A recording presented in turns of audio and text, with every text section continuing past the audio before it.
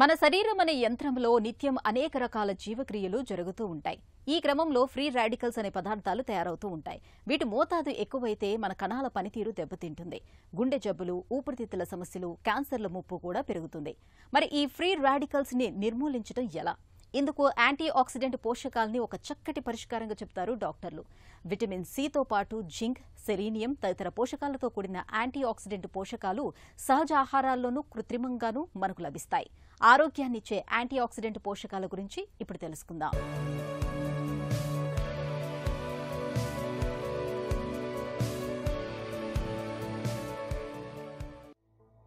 మన శరీరం ఒక అతిపెద్ద రసాయనిక కర్మాగారం. ఈ సజీవ యంత్రంలో నిరంతరం ఎన్నో రసాయనిక ప్రక్రియలు నిర్విరామంగా జరుగుతూనే ఉంటాయి. వీటన్నింటిలోకి ఆక్సిడేషన్ ప్రక్రియ అతి కీలకమైనది. మనం పీల్చిన ప్రాణవాయువును, ఆహారంలోని శక్తి వనరుల్ని శోషించుకునే ప్రక్రియలో భాగంగా మన శరీర కణజాలం నుంచి కొన్ని రసాయనిక పదార్థాలు నిరంతరం విడుదలవుతుంటాయి. వీటినే ఫ్రీ రాడికల్స్ అని, విశృంఖల కణాలని కూడా పిలుస్తారు.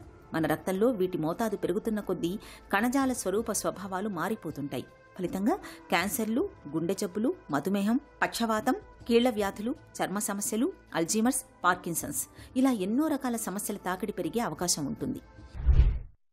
ఈ యాంటీ ఆక్సిడెంట్స్ అంటే ఆహార పదార్థాల్లో ఉంటాయండి. శరీరంలో ఉన్న రక్త కణాల్లోంచి కొన్ని రకాల ఫ్రీ రాడికల్స్ అని వస్తూ ఉంటాయి అన్నమాట. అవి ఏంటంటే అవి చాలా హార్మ్ చేస్తుంటాయి. ఎన్నో రకాల మన సిస్టమ్స్ని పని చేయనీయకుండా, తర్వాత ఎక్కడన్నా ఉంటేనేమో దానివలన అవి ఎక్కువైపోవడం, ఆ ఫ్రీ రాడికల్ మన తిన్న వాటిల్లో ఫ్రీ రాడికల్స్ ఎక్కువ రావడం వలన ఎన్నో రకాల డయాబెటీస్ కానీ, హైపర్ టెన్షన్ కానీ, హార్ట్ ట్రబుల్స్ కానీ ఇలాంటివన్నీ వచ్చే సూచనలు ఉన్నాయి. అవి శరీరంలో అవయవాల్లో పనిచేసే పరికరాలు వాటిని డ్యామేజ్ చేస్తూ, వాటిని పని సరిగ్గా చేయకుండా వాటిని ఇన్హిబిట్ చేస్తూ ఉంటాయన్నమాట. ఆ ఫ్రీ రాడికల్స్ని కంట్రోల్ చేసి అవి శరీరం మీద ఏ ప్రభావం లేకుండా ఉండడానికి మనం తినే ఆహార పదార్థాల్లో కొన్ని యాంటీ ఆక్సిడెంట్స్ అంటాం.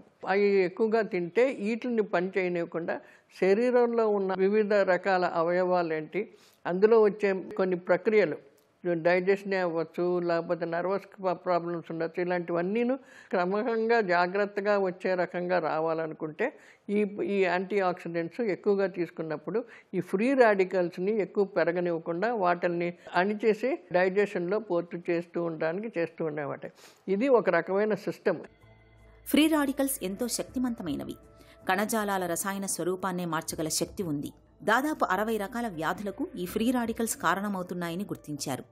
ఈ ఫ్రీ రాడికల్స్ని తటస్థపరుస్తూ రక్తంలో వాటి మోతాదు పెరగకుండా సమతుల్యతను కాపాడేందుకు వీలుగా మన శరీరానికి యాంటీ ఆక్సిడెంట్స్ అనే పోషకాలు కావాలి. ఈ యాంటీ ఆక్సిడెంట్స్ ప్రధానంగా ఏ, సి, ఈ విటమిన్లు, సెలీనియం, జింక్, కాపర్, మెగ్నీషియం అనే ఖనిజ లవణాల్లో ఎక్కువగా లభిస్తాయి. క్యారెట్, క్యాబేజీ, టొమాటో, ఉల్లి, దుంపలు, బీన్స్, చిక్కుళ్ళు, యాపిల్, ఆరెంజ్, ద్రాక్ష, బొప్పాయి, గ్రీన్ టీ, ఆలివ్ ఆయిల్, తేనె వంటి ఆహారాలను తరచుగా తీసుకుంటూ ఉంటే మన శరీరానికి యాంటీ ఆక్సిడెంట్ పోషకాల కొరత లేకుండా చూసుకోవచ్చు. శరీరంలో కొన్ని ఫ్రీ రాడికల్స్ మన డైజెషన్ అవుతూ ఉన్నప్పుడు మన ఆహార పదార్థాలని డైజెస్టివ్ ప్రాసెస్లో ఏమైతే కొన్ని ఫ్రీ రాడికల్స్ అని వస్తాయి. ఆ ఫ్రీ రాడికల్స్ ఏంటంటే కొన్ని రకాల అవయవాల్లో అవయవాలు పనిచేసే ప్రక్రియల్ని అదేమో పని చేయనివ్వకుండా అవి ఎఫెక్ట్ చేస్తూ ఉంటాయి అన్నమాట. దానివలన కొన్ని రకాల జబ్బులు వస్తుంటాయి. డయాబెటీస్ ఏంటి, హైపర్ టెన్షన్ ఏంటి, తర్వాత హార్ట్ ప్రాబ్లమ్స్ ఏంటి, ఇటువంటివి వస్తూ ఉంటాయి. వాటిని రానివ్వకుండా ఉండాలనుకుంటే ఈ యాంటీ ఆక్సిడెంట్స్ వాటి మీద యాక్ట్ చేస్తూ వాటితో కంబైన్ అయ్యి శరీరంలో ఏ రకమైన అనర్థకాలు రానివ్వకుండా, దాన్ని డైరెక్ట్ ఎఫెక్ట్ రానివ్వకుండా ఫ్రీ రాడికల్స్ని డైజెషన్లో కానీ, డైజెస్టివ్ ప్రాసెస్లో కానీ బయటికి పంపించేయడం, లేకపోతే దాన్ని ఒక రకమైన ట్రీట్మెంట్ ఇచ్చి దాన్ని పని చేయనివ్వకుండా ఆపడం చేస్తూ ఉంటాయన్నమాట. మామూలుగా డైజెస్టివ్ ఏది తిన్నా సరే మన డైజెస్టివ్ ప్రాసెస్లో మన శరీరం పనిచేసే రకరకాల ప్రాసెస్లో వస్తూ ఉంటాయి. దీనివల్ల మన ఆహారం తీసుకునే ఆహారం జాగ్రత్తగాను రోజువారీగా ఆహారం పొద్దున్న, మధ్యాహ్నం, సాయంకాలం ఒక క్రమశిక్షణగా తీసుకుంటూ ఉండడం మంచిది. ఇందులో ఏంటంటే బ్యాలెన్స్డ్ డయట్ అంటాం, సమతులిత ఆహారం అని చెప్తాం అనమాట. ఈ బ్యాలెన్స్డ్ డయట్లో ఎక్కువగా ఆకుకూరలు ఉండాలి, పండ్లు ఉండాలి. ఎక్కువగా మాంసకృతులు మటుకు 30 గ్రాముల కంటే ఎక్కువ ఉండకూడదు. నూనె 30 గ్రాములే ఉండాలి. ఈ రెండు పెట్టుకొని ఇంకొకటి ముఖ్యమైనది ఏంటంటే ఉప్పు చాలా జాగ్రత్తగా ఉండాలండి. రోజంతటికి అన్ని విధాలుగాను 2 గ్రాముల కంటే ఎక్కువ ఉప్పు ఉండకూడదు. ఆ ఉప్పు వేసుకున్న కొద్దికి మనిషి యొక్క ఎంత తగ్గించినా, ఎన్ని ఎక్సర్సైజులు చేసినా మనిషి బాగా బరువు అయిపోతారు.